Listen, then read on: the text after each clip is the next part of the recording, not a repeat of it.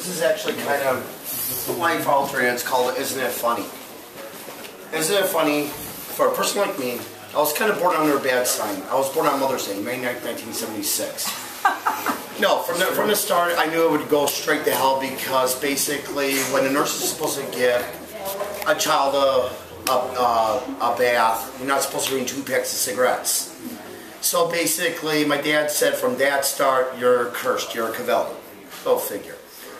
But I kind of find it funny that basically for every bad luck that I've had, for every string of just insanity and madness that I've had over the years, everything that bad, that turns to shit, always turns to damn gold.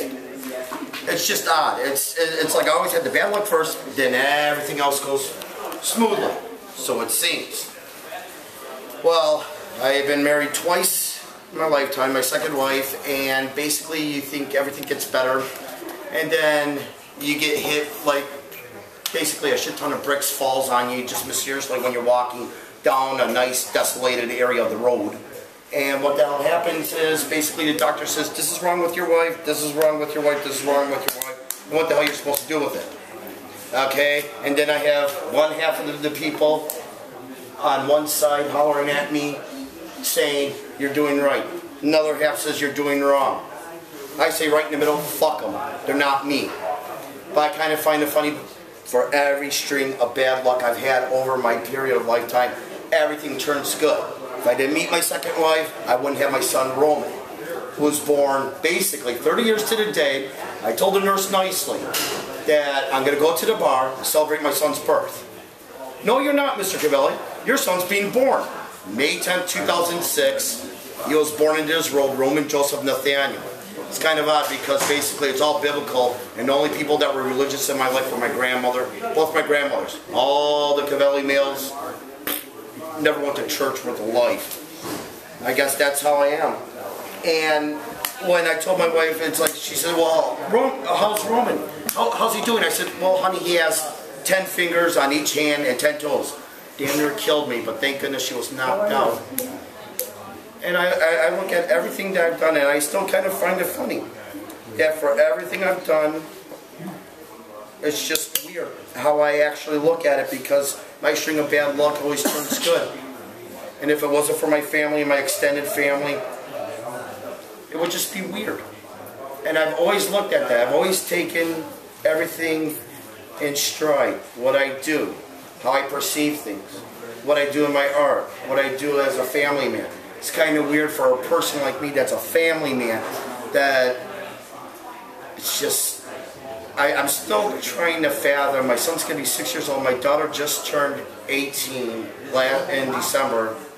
And I'm just trying to fathom. It's like, okay, this is just screwed up. I'm being a family man when everybody says, Mr. Covelli, there was no hope for you. You shouldn't even be a dad. Really? But yet, I'm the one that basically just does everything ass backwards. And that's how I raise my kids. I always tell them that basically, when you grow up in this world, the world's going to be cruel. When no one's looking, kick them right in the ass. And everybody thinks that's cruel. It's like, you shouldn't say that to your son, you shouldn't say that to your daughter. Well, do you want your kids to be pussies? Or do you want your kids to actually fight, to actually be something? Now, I don't want my kids to be pussies, because my son broke my nose. Okay, when he was 4 years old, he said, look, Daddy, look what I can do. Whack! Broke my nose.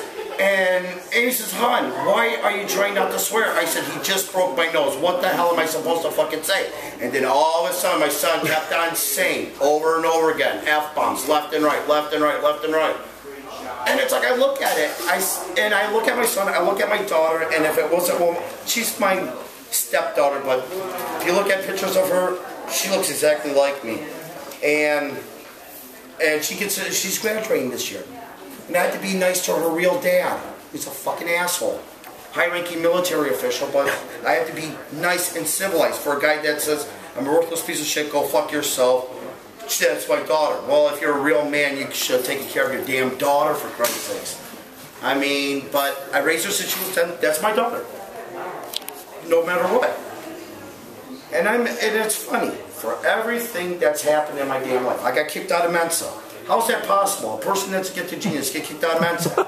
One word. Never mentioned that you know one of the forefathers of the atomic bomb. And then, well, one that and it was the University of Madison, Wisconsin, and one of the guys said, well, no, you don't know him. I said, here, call him up. I had his number. I forgot his name, but he passed away at 98 years old, and I corresponded with him. He actually had the plans when I was sitting off of Wisconsin Ave, one of the Badger bars, stupid college bars, I hate them. But we were sitting, and he had this big bruiser of a guy. Must have been one of his bodyguards because he had a piece on him, unless he really liked him or something. I don't know. Hey, whatever makes him happy. But he said, "Do you know what's in my attaché?" I said jokingly, well, plans to annihilate what would be left of the U.S. Laid out the damn plans. He showed me what would have basically devastated most of Canada, Mexico, and the United States. And Mensa didn't like that. It's like I met a lot of famous people, but when I mentioned a person of the forefather of the atomic bomb, oh no, that's a sin. Fucking bunch of smart asses anyways. But it's funny, I always had bad luck, but every time I had bad luck, every time I fuck up, I got something good out of it. I fucked up my first marriage, I gained a wife and 2 kids. Okay? I basically fucked up 1 show, and then I got 2 more. It's like, it's odd. I mean, I could actually basically give all my money to a homeless person, and basically I still come home with 20 bucks. Or win the lotto. Yeah, come to Wisconsin. Did you ever try to win the lotto? See a whole bunch of damn blind-ass people. What? Really? Oh, shit. My wife has epilepsy. I'm sorry, guys. Oh, that's sad. Okay, what I'm going to do is, the way I built the show up, there's a 10-minute break each hour. Okay. So we're going to dismiss for 10 minutes. I'm going to get my lucky hat and get my flyers. Okay. And you're going to watch them. So, see you in 10 minutes. There you go. Hey, Marty.